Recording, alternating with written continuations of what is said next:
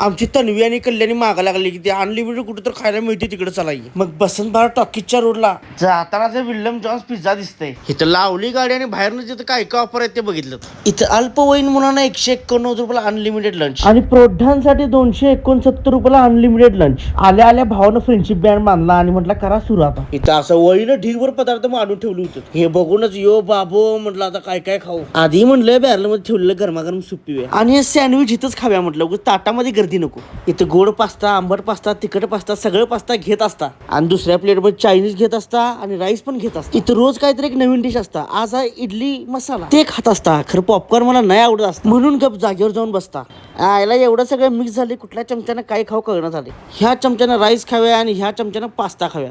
आईला खरं चमचा बदला लागणार नूडल्स खायला. पण मग आठवलं इथे 5 प्रकारचं पिझ्झा पण आहे. आता हे सगळं जिरवाला अनलिमिटेड कोल्ड्रिंक पण आहे त्यामुळे एक ह्याचा गल्लास मारला.